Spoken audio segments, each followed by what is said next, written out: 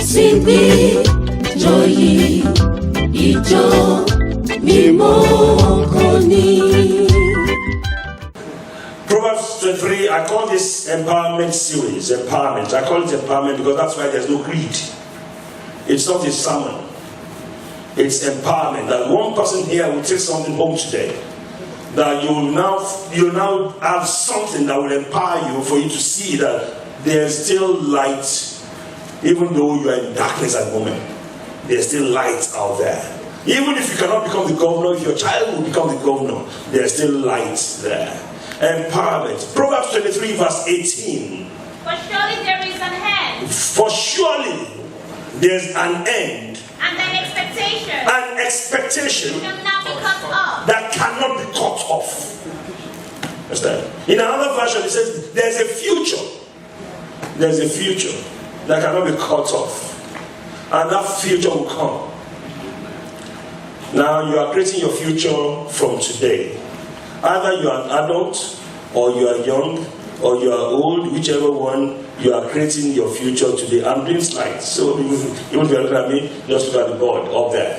The glitch they gave to me, the letter you sent to me, you wrote in there, you said the youths are the future of the church.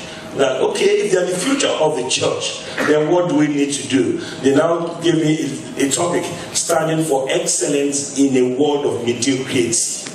Mediocrity. Standing for excellence. As the world is today, you understand? I'll get there. Excellence is defined as extraordinary. You understand? It's defined as superiority, incomparable with other things. You understand? Always at the top, not at the bottom. But mediocrity is simply inferior of only ordinary. Ordinary. Some people live ordinary lives. Yes, they wake up, they go to work, they come back home. Ordinary life. Nothing that will show excellence there.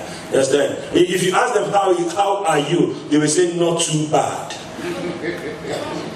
They are bad, but it is not too bad. Yes, then. If you ask them the following day, it's not too bad. Yes, then. If you ask them another time, not too bad. Year upon year, I am managing. So they have now become managers. You understand? They are not leaders. Mediocrity. Now people just accept their life as it is. That's not what God created them for. But they just accepted it. And that's the way they want to live their lives. Some people do it. They have come into the US, you understand, believing that when they're coming here, they struggled to come here. But when they came here, they left all the zeal to continue the struggle. All they see around them is, this person is doing taxi, this person is doing taxi, this person is doing taxi. Hey, let me join the taxi. And let me just sit down with taxi. And the reason I mention taxi is this. In Republic of Ireland, the shepherd called a child out. And he was in the first child, it was juvenile harvest. What do you want to become? I want to become a banker. Another child, what do you want to become? I want to become a pilot. Another child, what do you want to become? I want to become an engineer. They now call another boy, what do you want to become? I want to become a taxi driver. The father shouted where he was, I was a banker in Nigeria before I came here. It is the situation that made me become that. You understand? Situation could make you to become something, but it doesn't mean that you have to sit down there. If you accept it that way, that means you have become a mediocre. So there's a difference between excellence and mediocrity. There's a quote by Joseph Heller. He says, some people are born mediocres. You understand? Some people achieve mediocrity. You understand? And some people have mediocrity thrust upon them. Situations pull upon some people. You don't have papers, definitely you can't do anything apart from what you see. Mediocrity is the act of. So, let me tell you what the Bible says. Some people are from heaven, they are made eunuchs. Yes, some people made themselves eunuchs for the kingdom of God. Some people, the world made them eunuchs. When you wake up, you might probably not be able to do it when you wake up. You might probably be on the way rushing out. But in the evening when you come back, you must have some time for yourself to do personal reflections. One, are you excited about your life? Is anything making you happy? in your life? If it's not, it will affect everything that you're doing. Or do you feel as if you are merely existing? If you feel that you are merely existing and just getting up, going out, if that's the kind of thing that you feel in yourself, you have to do something about it. The third one is, do you feel as if you are drifting along from day to day, just drifting? How are you, Moa? Moa, Shanja, Moa. Nothing to add to it. But perhaps there's a time that you were once excited. There were butterflies inside your tummy that was making you to feel things that would tingle, that is making you to actually desire to do some things. But now, things seem to have changed. Before Trump came into power, you had the excitement to do some things, but Trump has now come in. You now believe that Trump has shut you down. Understand? People have said to me before, I wrote it there, I did slides in case somebody might probably want the slides, I can probably just forward it to you. Understand? When I look at my life and the way the world is today, I just don't see anything much to get excited about. Some people have told me as a shepherd, there's nothing I want to get excited about. People have told me about their vocational job, and they said that, look, I can't go any higher. I've reached my peak. There's nothing to it anymore. Let me just go there and come back. Understand? That's why I said that the stockbroker believed that he had reached his highest level in the market. But what did he do? He said, this is not a life. He made a choice. He decided on what he wanted to do. Or some others have said that they feel as if their lives have gone stale. Everything's simmered down. So let me just live a life of mediocrity. Now, the other point is, some people tell me that they feel inadequate or unprepared for the future. I don't know what the future holds for me. I'm scared. I don't know how to go about it. There are so many things that will make you afraid in life. Until when you have that inside of you, that will make you to break that yoke of fear. If the word of God tells you every time, 365 times in the Bible, do not fear. Do not fear, do not fear, do not fear. 365 times in a year. There will be things that the world will throw at you that will make you become afraid. You understand? But Jesus said, don't worry, don't worry. You understand? So you can't. In the world you will have tribulations, but don't worry, I've already conquered it for you. So Jesus himself, the author and finisher of our faith, is already even assuring us that don't be afraid. Tell the person next to you, don't be afraid. There are reasons why people do feel that they are stuck, they feel discouraged, and they feel adrift. Reasons why people do that. There are reasons because people lose their enthusiasm for life. That's why you hear some people commit suicide. And this is why the church needs to wake up. We need to be there for each other. There are people in our midst that you think they are happy, but they are not happy. They might be smiling, they might be singing, you understand? You think that they are dancing, but deep down in them, the moment they leave that place and they go back to that same thing that's been affecting their lives, they could just feel that today is the day I'm going to terminate my life. Hallelujah. Hallelujah. If we are sensitive to those issues that people are facing and say empathize is the right word, empathize, putting ourselves in other people's shoes, you'll discover that there are people that they want to speak to somebody, but they don't have a shoulder to lean on. There are couples who are not even friends enough to talk to each other, which is one of the reasons why you have even a promiscuity. Extramarital affairs, where they find friends outside the relationship, because they can't even speak to the person that they're married to. There are reasons God's people lose their hope, their sense of purpose, and their joy. God's people, they lose that. If God's people can lose it, you know the reason, number one reason? Because inside the church, what we have there is hypocrisy. Hypocrisy. But what you have on the street is truth.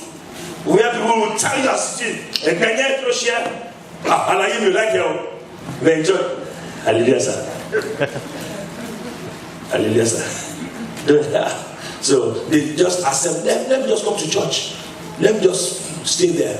And if you don't take care, this is one of the reasons why you won't find those people who are right there at the top in our midst. Because they cannot tolerate all those things. They can't tolerate mediocrity. I sent a text message to a friend in Access Bank, executive director. And I sent to him a reply. He said, Yemi, when did you become this? And I looked at myself and wow, how did I send that kind of a text? Since then, I don't go on WhatsApp properly anymore. A person who is working in the city that is very busy, what time will he have to sit on WhatsApp gossiping about what they are doing? And one person is in Lagos, what is his business? He has a life. Tell the person that you get a life. There are reasons life becomes just one long ball. You understand? The routine is too much. And in my own opinion, this is what I feel. Number one, people have lost sight of who God made them to be. That's number one. Number two is that as a result, people are not actively, intentionally, and purposefully pursuing that the Lord, the Father, has planned for them. They are not doing it. The purpose of God for their lives, they are not purposefully following it anymore. They are just an eagle who have now decided to be playing around with chickens. Yes, accepted that I'm just a bird, but they don't realize that they're not supposed to be in the midst of those. There's no amount of love that you can preach in a church that can make people that are not of the same caliber to be friends. No amount of love that you can preach. Birds of the same feather. So somebody who doesn't have a life and somebody who wants excellence, they are very much apart. Now, another truth that I know is this. Truth number one is that God has placed more within you than you can realize. It is inside of you, but it now depends on whether you can get it out from you and utilize it and do it. Some people get to some dead ends and they feel that's the end of the road.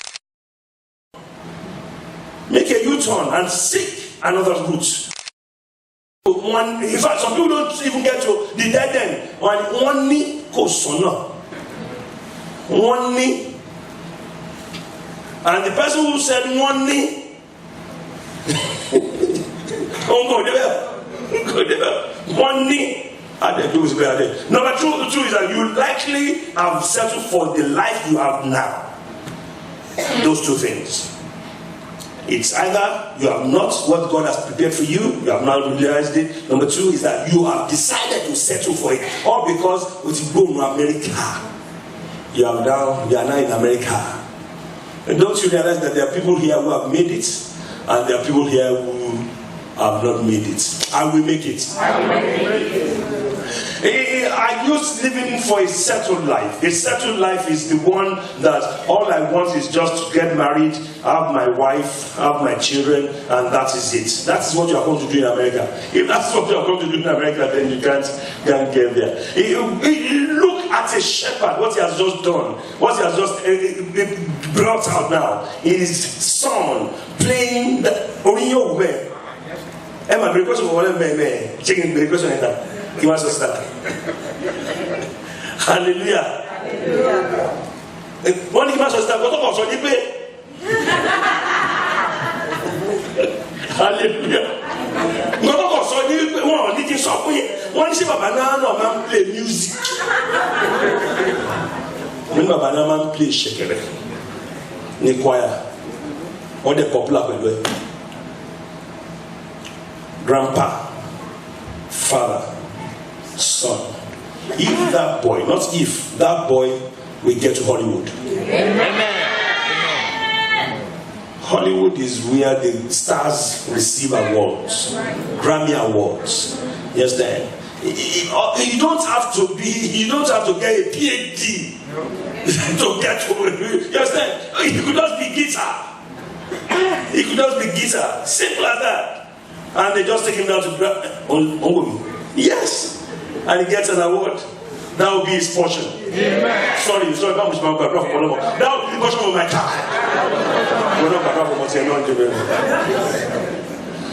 True in life is that if a person becomes consented with what is average, right? If you accept what is average, minimally acceptable or satisfactory, you will really exert the effort of work.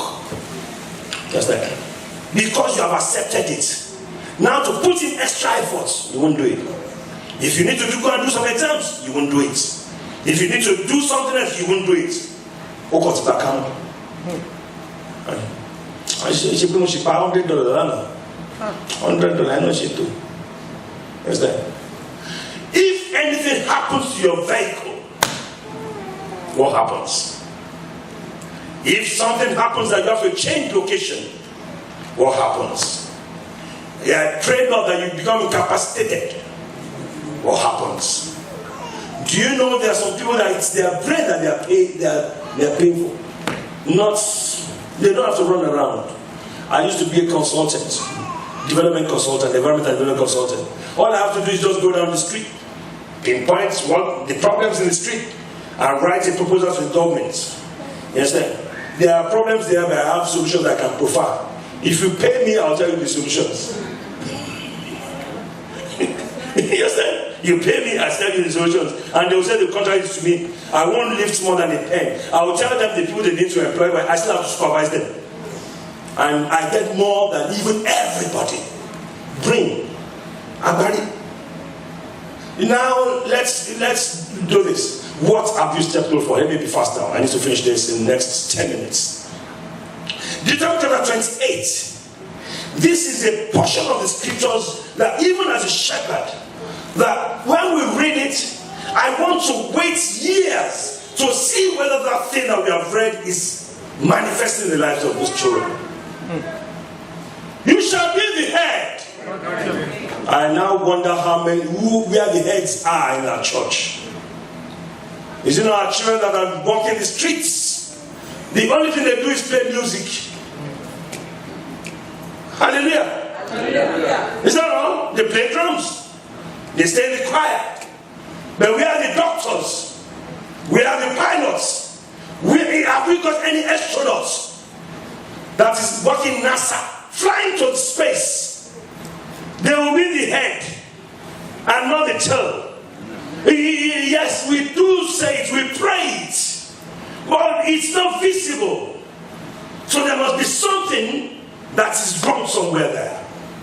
If that thing is not sorted out, you are your Jody, you are your Jody, me. And then we eat the rice and we go home. Look at that. You have all seen this, haven't you? You have all seen that. Do you know that if these girls are pilots, hallelujah, hallelujah, if they are pilots or medical doctors, nobody will say anything. If you pick somebody in the garage that is fighting, you call them a thug. When you pick an academician who is doing the same thing, they call them what? Activists. The same thing that they're doing is an activist. That one is a thug. This one is an activist. These girls, because of the way they are dancing, it's not that the dancing is really bad as in bad. You understand? But the issue is, who are they? They are nobody. But assuming somebody replied on Facebook and said that these girls are top medical doctors, consultants, not even medical doctors, consultants, everybody will shut up. Yeah. That's right. You understand? Unless you become somebody, if you are living a mediocre life, you understand? The people will abuse you. Outside the opening, who are you? What is he saying? Yeah. Hallelujah. Hallelujah. Look at that. The first thing anybody will see concerning you that will give you an image, the impression that they have is the image that they make of you. That, look at the dress. Who will see this one and not say this one is a prostitute? They will call them a name. No matter who you are, if you wear this in a harvest, ashy.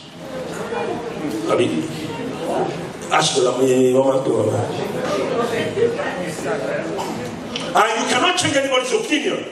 They are free to make up their minds that who you are is what they are calling you. You can't say that I'm not like that. It goes with the way that they see you. Look at that. It's not about the rank. It's about the exposure. It's supposed to be a God's house, right? But that's what they have come into God's house for. If they wear this to church, what will they wear to a party?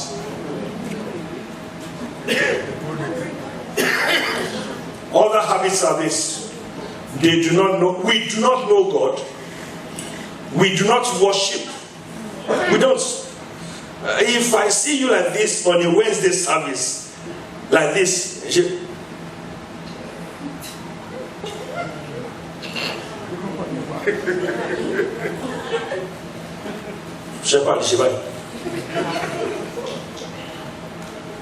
you don't know God. Those who know their God, they shall be strong and they shall perform great exploits. But because you don't know God, you think service is just Sunday. Understand? A chewing gum in the church.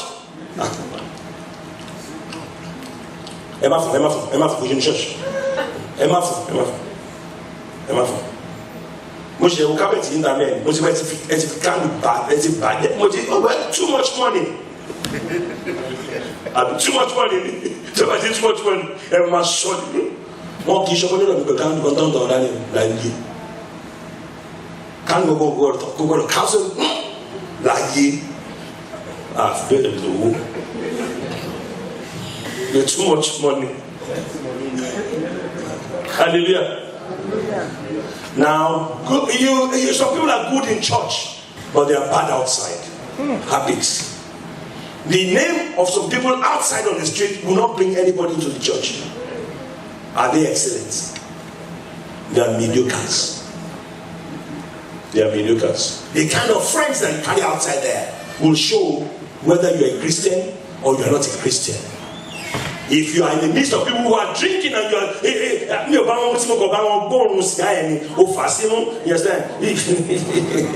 are a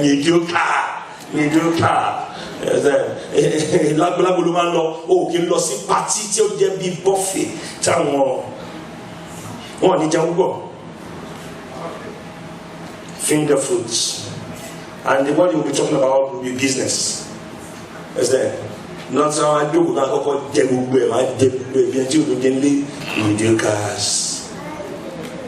three things that are judgment actions. One, whatever you heard from your parents in the gene. Number two is whatever you gain from your environment, your peer groups, everything. Number three is what your mind itself decides that you want to do. You understand? I will come to what those three means. Now, the parents, what you will hear from your parents. You said in your clique that they are the future of this church. The parents start programs late.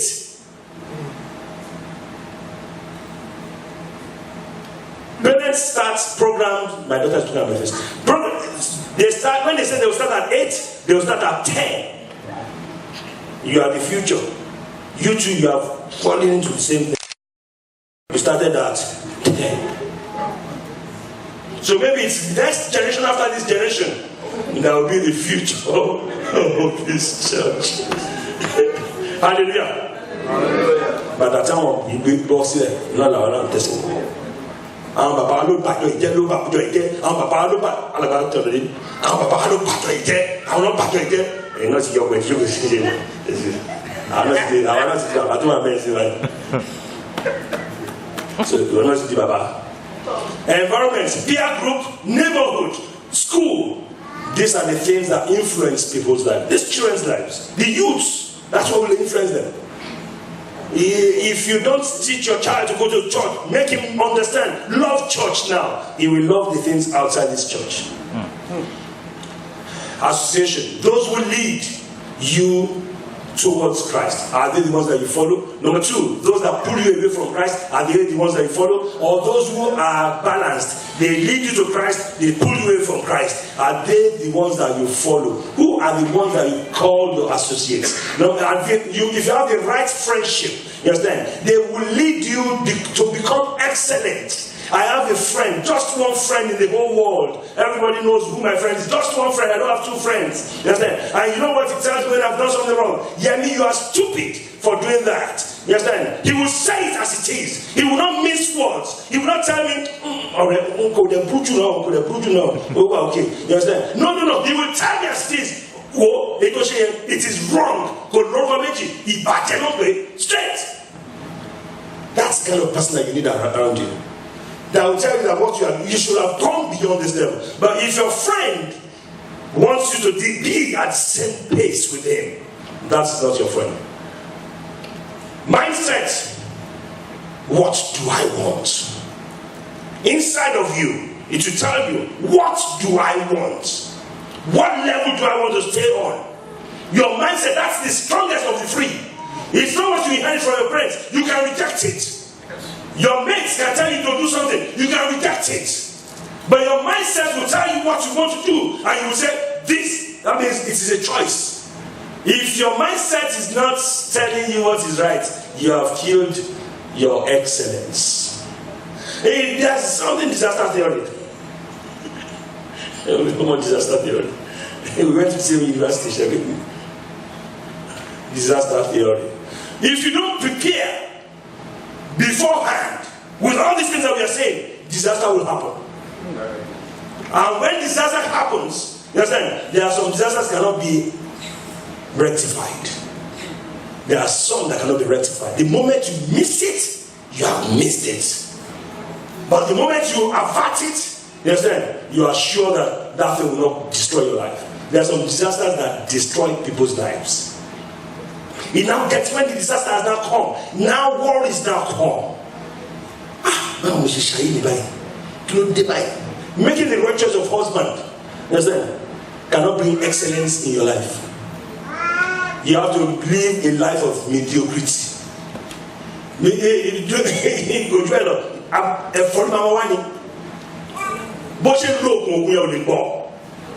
Or because they have made a decision that is destroyed their whole life. There can be happiness in there.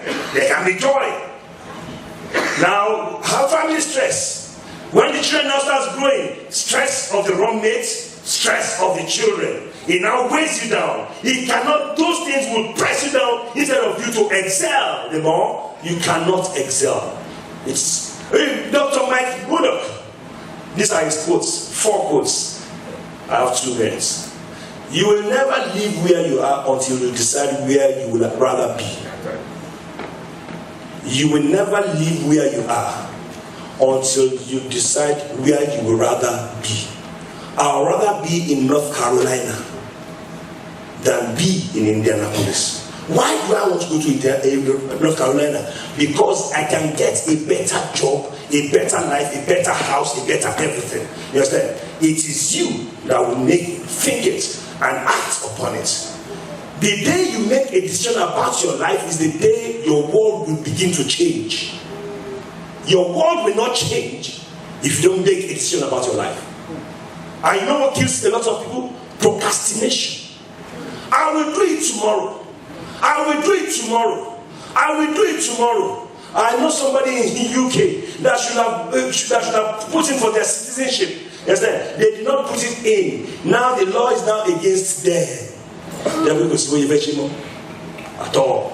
Isaiah 43, 18 to 19. It says, remember ye not the former things. Yes, don't forget about former things. But from today, if you can take some of these points home and you start thinking about it, that I went to that program that night. I took something that I need to do something about my life. So I don't live a mediocre life. So I can have excellence in the future. Excellence will not start immediately. It will happen in the future. The moment you do that, the negative application will be out of it. Negative application will be out of it. Then the law of attraction will now make you to attract the right people that will come onto you. It will make you to know the people that you want to get close to. And it will make you to say that, no, these ones I want to reject. Then the law of cause and effect. When you do something today, it will give you an effect tomorrow. Anything positive today brings positive tomorrow. But negative today or no action today cannot bring positive tomorrow. The reality of life is this. As it is in the US today, Donald Trump is the president of this country. Whether you like it or not, his executive orders are coming out one by one. Whether you like it or not, there's nothing you want to change about it. The black hole, it's called black hole, worth billions of dollars. The wall that he wants to build, you're like, don't even think about it. What are you going to do in your own life that will make you to tap into such resources? To make the builder, to develop call wall and say, from now on, move closer to God. He will change your life. Create a daily agenda. Yes, then. This is what I want to do. You have a diary. Investment opportunities, start thinking about it. Avoid time wasting. If you do all these things, excellence will be your portion.